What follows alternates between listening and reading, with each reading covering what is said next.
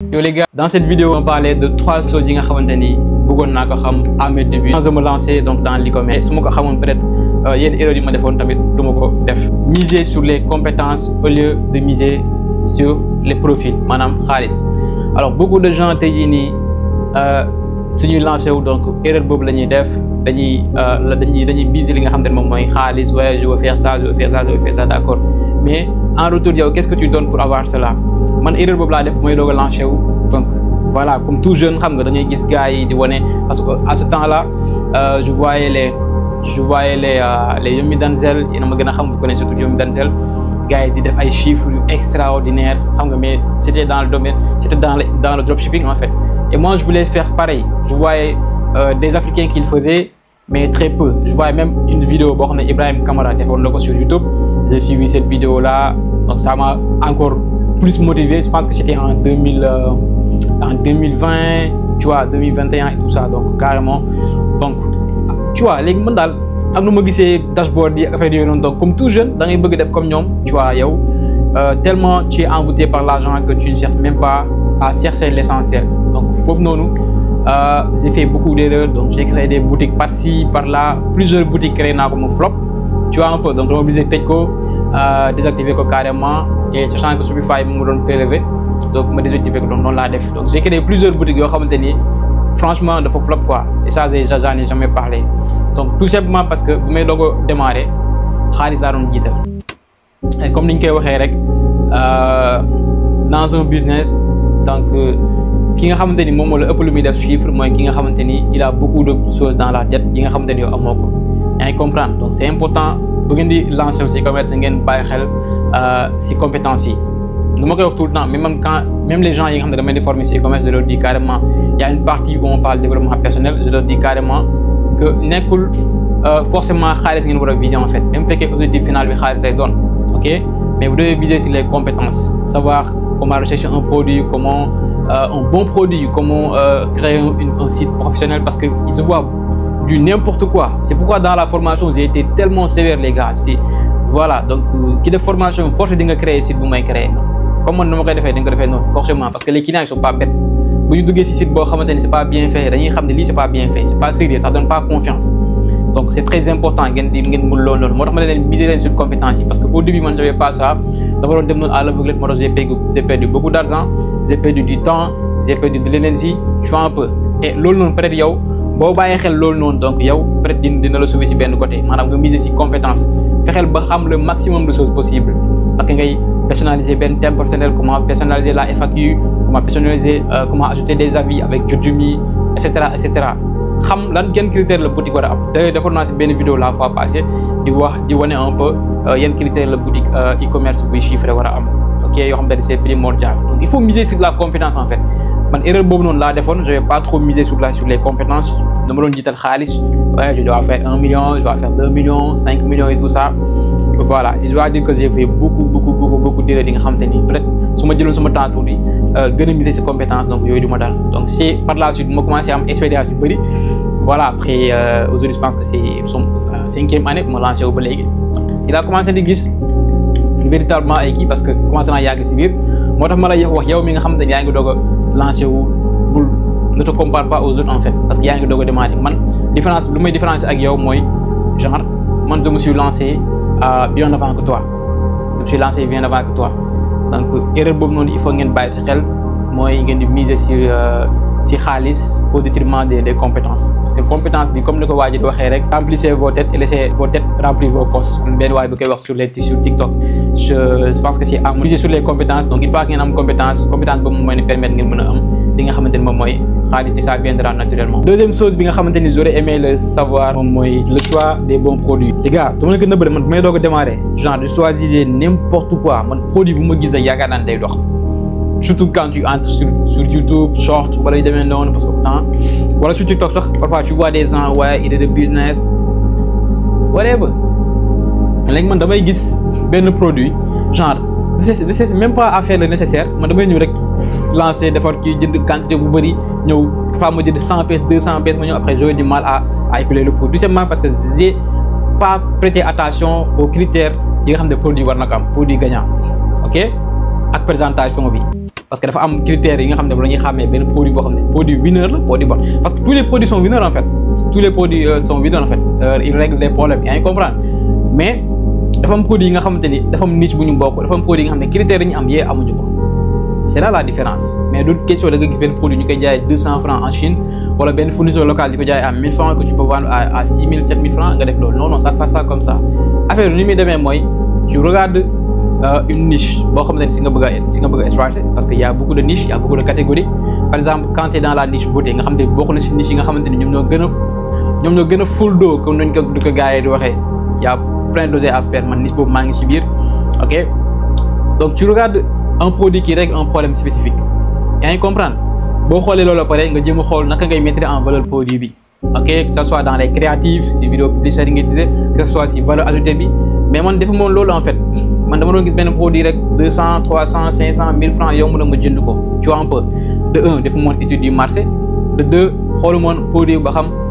réellement donc critères yi ma soxla pour mën ko jaay fii nii am naa ko parce que am na produit yoo xam ne day régler ay problèmes yu urgent am na yoo xam ne peu urgent am na yoo xam te ni plus urgent donc loolu dafay am solo yaa en Afrique boo bëggee chiffrer da ngay xool produit yi nga xam ne problème yi muy régler c'est plus urgent yaa ngi comprendre nga cible yooyu noonu yoo xam ne nit ki mënu ko ñàkk utiliser yaa ngi comprendre après quand tu fais une belle créature tu vas vendre mais man je faisais pas ça gis mu yomb rek ma jënd yaa ngi comprendre gis mu yomb rek ma jënd les gars ça se passe pas comme ça aussi beneen erreur bu ma doon def tamit foofu noonu dama doon jënd ci produit toujours dans le choix des produits damay jënd ay produits yoo xamante ni fii ñu ci marché bi c'était déjà disponible sur le marché local ci Sénégal ci marché dañ koy jaay tout ça comme des mixeurs par exemple les petits mixeurs là qu'on achète sur Alibaba à 1000 francs 1500 dafa bëri fii ci marché bi bëri na boo génnee fii marché boo dem tu vois si voilà si place yi gars yi dañ la jaay mixeur te gars yi dañ koy jaay ay 2500 3000 francs man j'achète ça et je prétendais vendre ça à 6000 francs yaa ngi comprendre alors que c'était déjà sur le marché te dama leen koy wax directement produit c'est déjà disponible sur le marché local fii bu bëri fii loolu moom n'y pensez même pas di ngeen jaay bien sûr mais li ngeen jaay du bëri vous allez être déçu loolu moom maa leen ko wax tey da ngeen xool produit boo xam ne bëriwul ci marché bi wala presque amul ci marché bi donc erreur boobu doon naa ko def damay xool produit boo xamante ni dama daan jël produit boo xam ne du ma xool ba xam am na ci marché bi damay ñëw rek jënd teg si lu ma koy jaay tam mooy loolu dama daan jënd produit bi à 200 francs parfois ma jaay ko ay 2500 li nga si am ay 2500 2500 nga bëgg say créer boutique Shopify dama la koy teel a wax bu fekkee da nga bëgg a jaay ay produit yoo xam ne 2500 2500 nga koy jaayee donc loolu pour créer boutique Shopify fekk da ngay créer boutique en ligne loolu je préfère nga def boost ok donc nga faire des boosts là c'est publicité on a déjà une formation là-dessus et d'ailleurs c'est très efficace client yi contacté la nga closer ak ñoom waxtaan ak ñoom nga livrer leen donc c'est plus intéressant parce que produit ay 2500 yooyu mënoo créer boutique en ligne boutique Shopify boo nee ba nga créer que ce soit produit bi nga am si bénéfice net 5000 francs minimum 5000 francs 6000 jëm kaw ça loolu moom dama leen koy wax erreur boobu laa doon def j'achetais des produits sans pourtant vérifier ban type de produit la ñaata ba xam disponible na sur le marché ban critère yan problème lay régler ba xam problème c'était urgent ou pas xoolu moom loolu man dama doon ñëw rek acheter dans l'aveugle donc bokk na si deuxième li nga xamante ni waroon naa ko bëgg a xam maanaam le choix des produits ban produit laa war a tànn ok donc loolu su ma ko xamoon peut-être dina ma éviter beaucoup d'erreurs et ça va m'aider beaucoup dans mon ascension dans l'e-commerce. Troisième chose bi nga xamante ni bëggoon naa ko xam bi may dugg si e-commerce moom mooy savoir closer pour convertir les gars il faut que ngeen jàng compétence boobu noonu je pense que s'il y a benn compétence moo xamante ni tey jii nii dans tous les domaines de la vie da nga koy soxla moom mooy savoir convaincre un client savoir convaincre quelque chose parce que tey jii nii que ce soit dans l'e-commerce que ce soit dans quel domaine bu mu doon on aura toujours besoin et bien nécessairement donc besoin de pouvoir convaincre am ay compétences mën convaincre nit donc loolu moo waral même boo demee ci entretien d'embauche donc si tu ne sais pas convaincre ki nga xamante ne moom mooy embauché et bah tu cuis sa CV dañ koy dugal sànni ko donc loolu dafa nekk compétence bi nga xamante ne ñëpp dañ ko war a mën le président de la République Diomaye Faye quand il va aux États-Unis il y a des techniques de yoo xam ne daf koy utiliser ci langage am on appelle ça langage diplomatique yoo xam ne dafay soudoyer ki nga xamante ni moom mooy interlocuteur am donc ay techniques la yoo xamante ne même dans l'e-commerce tu as besoin de ça beaucoup de gens dañuy lancer publicité defal seen boutique lépp mais problème bi moom mooy ci closing bi la ñuy daanoo parce que chiffre d'affaires n'est pas bénéfice je suis désolé de le dire chiffre d'affaires nekkul bénéfice mën nga lancer publicité nga defar créatif bu baax boutique bu baax client yu commandé tout ça mais après est-ce que tu convertis li tax nga convertir nag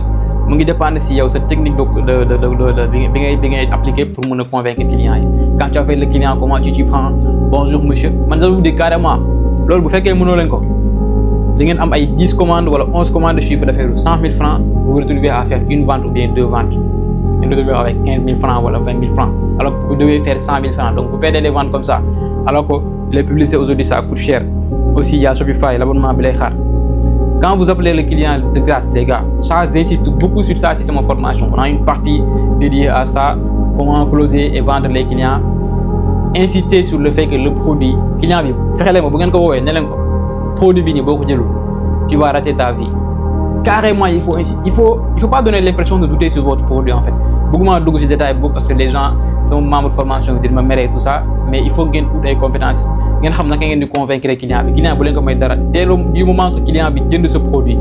les gars il y a pas d'échappatoire. Kooku il est intéressé te yor na xaalis bu jëndul rek daa fekk yow convaincre ko par des mots. Surtout quand vous faites les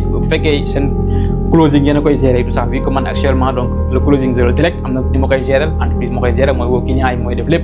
Après ça, c'est disponible dans la formation. Mais vu que vous débutez, vous avez client, faites-les convaincre le client. Le client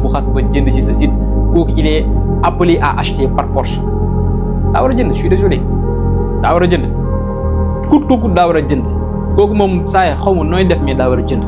Carrément.